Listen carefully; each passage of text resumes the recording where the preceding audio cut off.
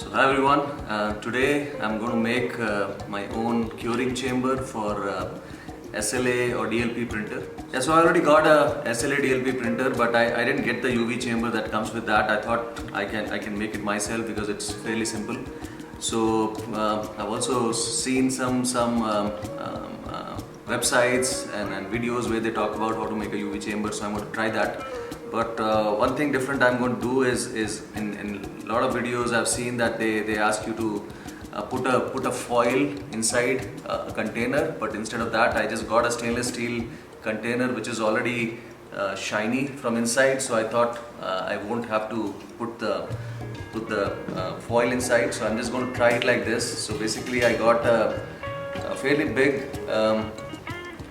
stainless steel container. This is about 1 feet in height and almost 9 inch in the diameter. So you have to make sure that the size is right so that the objects that you print from your printer can easily fit in there. So for me, I guess maximum I'm going to print is about 6 inch.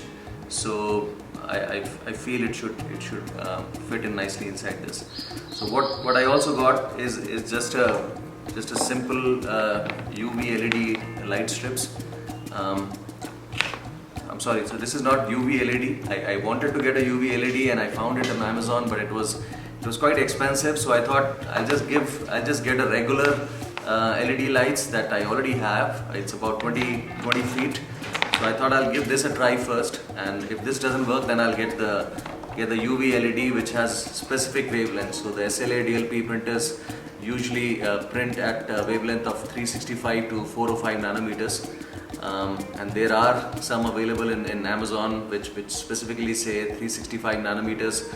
So I'm not sure whether this will work or not, but I'll still give it a try. And if it doesn't work, I'll switch to the one that I already ordered. It's on the way. All you need is a fairly good quality tape, because what I found that on metal you need some good quality tape to fit in, and I got a transparent one, of course, so that it doesn't block the light. So I'm going to give it a try. So what I've done is I've just made like a spiral out of it, and I'm just going to put it inside, and I'll try to make a spiral light strip from the bottom and then bring it all the way to the top. So hopefully this size is enough. If not, I'll just adjust the gap between them so that at least it comes all the way to 6 inches high, because that's going to be the maximum build size for me. So I'm going to give it a try and let's see how it works.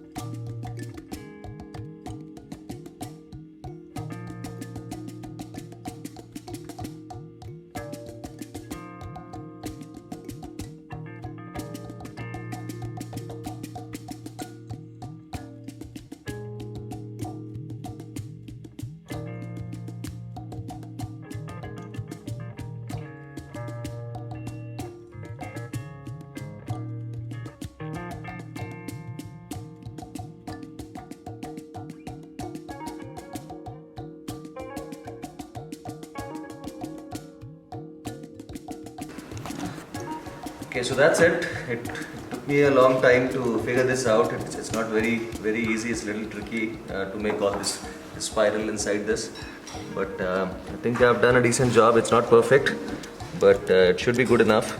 So what I've also done is I've cut out a little extra piece. So I started from the top and then went all the way to the bottom. I had to cut off some extra bit there, and then I put a insulation electric tape there, and same as top, I've made this connection and I've put a tape there. So what I'll do is I'll try this on now. So you can see it's working, but there are different modes on this one, so I'll pick something which gives me constant light, because that's what I want. Not this one. Okay.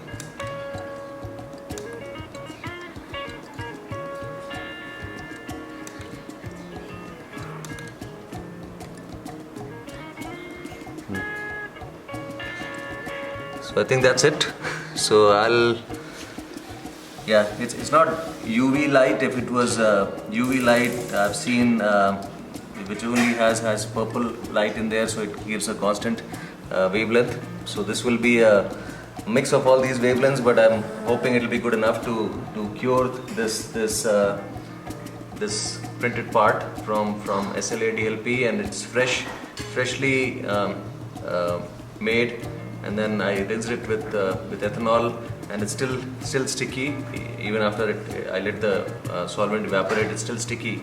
So what this will need is about half an hour to 1 hour cure in this chamber. Hopefully that will do the trick. So I for now I just have this little pedestal here, and I'll see how that works. Some cases I've seen people using a rotating pedestal, but since it's spherical and it should give you a uniform light, so I'll just experiment without that, and let's see how that works. So I'll just put it right at the bottom here and put this printed object here.